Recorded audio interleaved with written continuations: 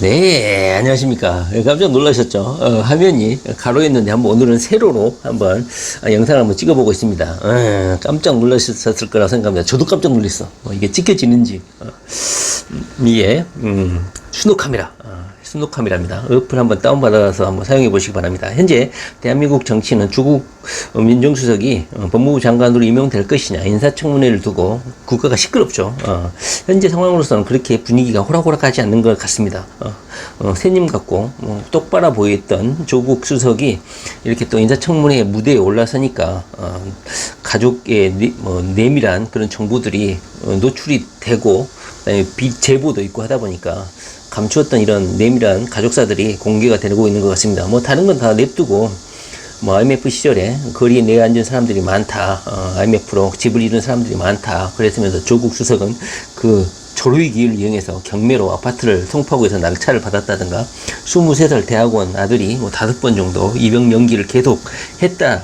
이런 보도라든가, 어떤 잘 알려지진 투자회사의 부인과 그다음에 자녀 2명의 이름으로 75억 가까이 되는 많은 돈을 투자를 했다, 약정을 했다, 이런 보도도 있었고, 특히나 논란이 됐던 것은 동생의 부부가 위장 이혼을 한 게 아니냐, 학원 소송과 관련해서. 그다음에 10년 전에 이혼을 했는데 작년인가요? 같은 주소로 전입을 하지 않았냐, 이런 논란까지 하여튼 시끄러운 것 같습니다. 어떻게 될지는 모르겠지만 인사청문회에서 조국 수석의 해명을 한번 들어봐야겠죠. 이재명 도지사의 가정사를 공격했던 친문 세력, 극문 똑파리 세력들이 조국 가정사는 또 이렇게 치장을 하고 있습니다. 조국에 대한 인사청문을 해야 되지 왜 가정에 대한 인사청문을 하냐 이러면서 조국을 옹호하고 있죠. 조국의 본연의 모습이 인사청문회에서 잘 밝혀져 가지고 정당한 국민의 평가를 받아야 될 필요성이 있다, 이렇게 생각을 합니다. 자, 오늘 제가 영상을 찍는 이유는 그 이야기가 아니고, 이재명을 현재 공격하는 주된 세력, 이재명이 현재 엄청나게 1년 동안, 2년 동안 거의 사법살인, 언론에 의한 살인, 그리고 반대 정적 세력들에 의한 살인, 공격을 당하고 있습니다. 그 주된 공격 세력이 누굴까? 우리는 항상 궁금했죠. 그러다 보니까 경기도에 입성하는 성남시장이라는 시장에서 경기도라는 1350만 명의 국민을 책임지는 도지사로 급성장하는 이재명을 사전에 큰 정치인으로 성장하지 못하도록 막기 위해서 토건 세력이라든가 언론 세력, 그 다음에 경기도 내에 뿌리 깊게 자리 잡고 있는 기득권 세력들, 그 다음에 삼성이라는 거대한 기업, 경기도를 발판으로 삼고 있죠, 공장들이. 그러다 보니까 이재명에 대해서 이런 모든 이해세력들이 이재명을 공격하는구나, 이렇게 생각을 했죠. 그러나 이것들을 움직이는 주된 세력, 정치 세력들은 결국은 금문, 친문 세력이다, 이것으로 저는 생각을 해요. 결국은 이재명을 공격하는 주된 세력은 금문 똥파리, 친문 근위대, 호위병들, 문재인을 둘러싸고 있는 친문 세력들이 아닌가 하는 결론에 이르렀습니다. 오늘은 그래서 삼철, 그 다음에 친문 세력들에 대한 조직, 이런 거에 대해서 한번 간단히 한번 살펴보려고 합니다. 우리가 잘 알다시피 문재인 대통령의 오른팔, 노무현 대통령 시절부터 문재인을 호위했던 삼철이 있었죠. 삼철은 우리가 잘 알다시피 양정철, 이호철, 전해철이가 있습니다. 문재인 대통령이 당선된 이후에 이호철과 양정철은 대통령에게 부담을 주지 않겠다고 정치 현장에서 좀 떠나 있었죠. 양정철은 해외로 나간다든가 했었죠. 반면에 전해철이는 국회의원에 당선돼서 국회의원으로 활동을 했고, 양정철도 귀국을 하고, 그 다음에 이호철이는 부산시장에 출마하지 않을 것이냐, 이렇게 예측을 했는데 이호철도 부산시장에 출마하지 않았어요. 그 다음에 양정철은 민주연구원장으로 복귀를 했죠. 근데 문제는 경기도지사에 출마했을 때 전해철과 이재명 도지사의 경쟁구도가 성립이 됐죠. 친문 세력의 핵심이었던 전해철이 이재명 도지사, 그러니까 친문 세력이 아닌 이재명 도지사하고 경쟁 구도가 성립이 됐는데, 여기에서 전해철이 브랜드가 약하잖아요. 당연히 이재명 도지사가 당선이 됐죠. 이재명에게 결국은 패하게 됐다. 이 과정에서 전해철이는 이재명을 공격하기 위해서 해경군 김씨라든가 이 문제를 전격적으로 선거법 위반으로 고발을 하는 강수를 주고, 직전에 선거 직전에야 취하하는 그런 퍼포먼스를 보였죠. 예, 이미지 타격을 미칠 건 다 미치고 결국은 선거 직전이야 고발을 취해야 하는 그런 정치적인 행동을 했죠. 두 번째로는 민주당 당대표 선거에 있어서 이 삼철, 전해철, 이호철, 양종철의 역할입니다. 이 사람들이 경기도 민주당 당대표 선거에서 3자 회동을 했다는 거예요. 3철 회동이 있었는데 여기에서 양정철하고 이호철은 자신은 중립적 입장을 취하겠다 이렇게 입장을 표명을 했는데, 전해철이는 나는 현역 국회의원이니까 중립을 입장에 설 수가 없다. 나는 중립을 지키지 않겠다 이렇게 선언을 했고, 그때 당시에 민주당 당대표 후보로 누가 나왔습니까? 송영결이랑 김진표랑 이해찬이가 나왔고, 이 사람들은 서로가 내가 친문의 걔보다 내가 친문이다 이렇게 주장을 했었는데, 그때 당시에 전해철, 문재인의 오른팔은 전해철은 김진표를 응원을 했고, 김진표를 응원했던 친문 세력들은 젠틀제인이라는 문재인 지지 카페부터 해가지고 전부 다 경제민주당, 더불어민주당을 경제정당이다 이렇게 닉네임을 세우고 김진표를 적극적으로 응원했습니다. 그런데 이런 컨셉으로 지지를 했는데 김진표가 당선이 안 됐죠. 이해찬이가 당선이 돼버렸죠. 이때 민주당 당대표 선출에 있어서 적극적으로 이 김진표를 응원했던 친문 세력은 바로 전해철이랍니다.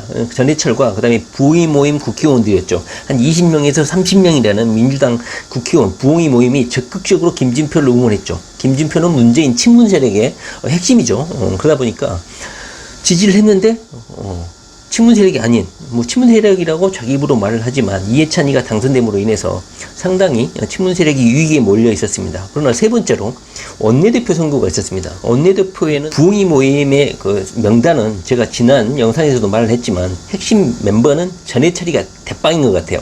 전해철, 그 다음에 권칠승, 그 다음에 김종민, 황희, 그 다음에 이재명을 공격했던 홍영표, 이런 애들이 부의 모임의 핵심 멤버인 것 같아요.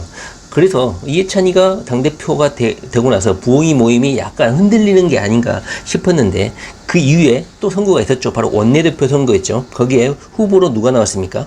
이인영이랑 김태년이랑 노웅래 의원이 나왔습니다. 이때 누가 당선이 됐습니까? 이인영이 됐죠. 이인영. 김태년이는 이해찬 당대표의 이해찬 계열이라고 해요. 그리고 이인영은 부의 모임이 적극적으로 지지하는 친문 세력이라고 합니다. 그래서 대부분 이해찬 대표가 당대표니까 김태년 의원이 손쉽게 당선될 거라고 생각했는데, 이인영이 친문 세력들 부의 모임의 지지를 얻고 당선이 됐다. 그래서 다시 부의 모임이 재집결하는 그런 원인이 됐다고 해요. 현재 부의 모임은 공식적으로 해체가 됐지만 당내 이런 역학구도에서는 여전히 부의 모임이 작동을 하고 있다. 이렇게 알려지고 있습니다. 이렇게 해서 당내 의원들, 부의 모임, 친문 세력들의 표가 집결이 됐다고 합니다. 자, 여기서 결론적으로 친문 세력들의 조직이 몇 가지가 있는데, 부의 모임이 가장 강력하고, 두 번째로는 더 좋은 미래, 이런 조직이 하나 있고, 그 다음에는 민평련이라고 있다고 합니다.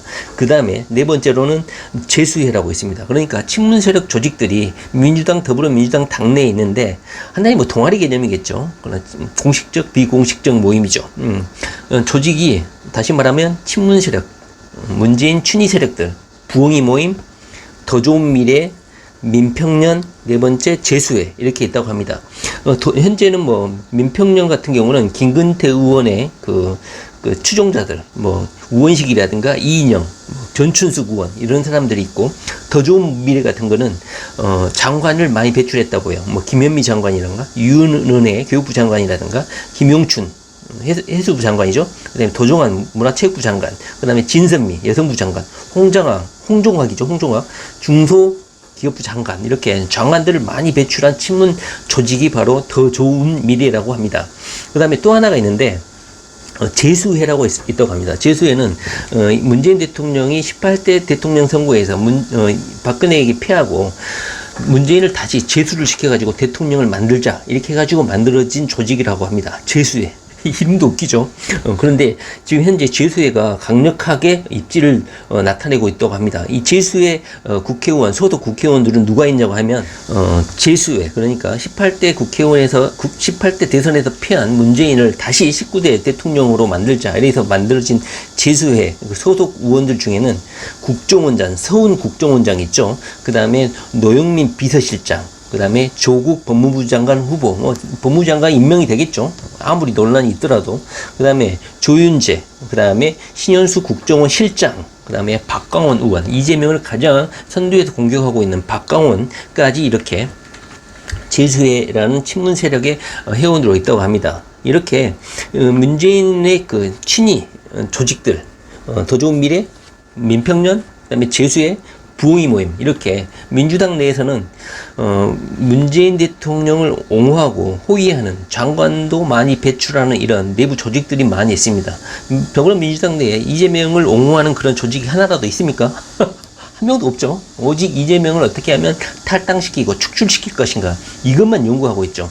지금까지 이재명을 공격하는 선두에 선 사람은 전해철입니다. 전해철은 정치적 중립이고 뭐고 친문 세력을 선두에 세우고 당선시키기 위해서 아주 적극적으로 활동한 사람이 전해철입니다. 근데 여기에서 시사하는 바가 뭐냐, 이 사람들이 현재 법무부 장관으로 조국이 임명되고 나면 그 뭐죠? 재수회의 그 핵심 멤버인 조국이 법무부 장관이 되면 더욱 공고화가 되겠죠. 친문 세력들이. 이 사람들이 문재인 카르텔을 만들고 내년 총선에서 또 많이 당선시키려는 이런 전략을 세우고 있는 것 같아요. 자, 조국이 법무부 장관이 되면 이재명 도지사한테 어떤 영향이 있을까요? 현재 이재명을 공격하는 주도 세력, 제가 말씀드렸지만 부흥이 모임, 전해철이라고 저는 확신을 하고 있고, 그 다음에 민주당 내에 있는 친문 세력들이 이재명을 공격한다고 저는 확신을 하고 있습니다. 무슨 토착 세력, 토목 세력, 뭐 경기도의 뿌리 깊은 이해관계 세력들도 있겠지만, 이재명을 직접적으로 정치적으로 살해하는 세력들은, 공격하는 세력들은 더불어민주당 내 친문 세력들이라는 생각을 하지 않을 수 없다, 이겁니다. 특히 전해철, 부의 모임의 수장, 핵심 전해철이다, 이겁니다. 향후 조국 법무부 장관이 임명이 되고 내년 총선이 지나게 되면 이해찬 대표의 그 임기가 끝나게 되는데, 뭐 선거의 결과에 대한 책임을 지고 물러나든지 아니면 임기가 끝나서 물러나든지 간에 아마 당대표가 바뀌게 될 것인데, 현재 친문 세력의 의도는 당대표로 전해철을 세우겠다, 친문의 핵심은 전해철을 당대표로 출마시키지 않느냐, 이런 전략을 세우고 있다고 합니다. 특히나 전해철과 김진표 둘 사이의 이런 경쟁 구도에서 단일화를 깨가지고 당대표를 친문 세력이 장악을 한다, 이런 시나리오를 짜고 있는 것 같습니다. 아직 이재명 도지사의 재판 결과가 나오지 않았지만 현재 이 재판 절차를 주도하고 배후에서 백그라운드로 조종하는 세력들도 전부 다 친문 금문 세력이다, 이렇게 보시면 틀림이 없지 않을까, 이렇게 생각이 듭니다. 조국 법무부 장관이 임명이 되면 물론 문재인 정부에 힘을 실어주는 건 좋겠죠. 그러나 이재명 도지사의 운명 결정에 있어서는 어느 정도 부정적으로 영향을 미치지 않을까 생각합니다.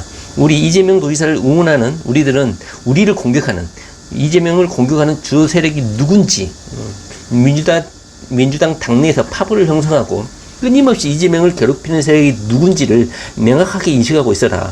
이 재판을 주도하고 이런 정치적인 위난, 위험, 이재명을 끊임없이 괴롭히고 모욕 주고 하는 세력들은 더불어민주당 내 금문똥팔의 친문 근위대 세력들이다. 김진표를 이시로 해서 부임 모임의 대빵이라고 할 수 있는 전해철이다. 그래서 한시도 더불어민주당 내에서는 이재명에 대한 우호 세력이 많지 않기 때문에 우리가 권리당원으로 가입해서 권리당원으로서 발언권을 적극적으로 행사하지 않으면 이재명 도지사가 차후에 대통령으로 출마하고 나서도 끊임없이 공격을 당할 확률이 높다, 이렇게 저는 생각합니다.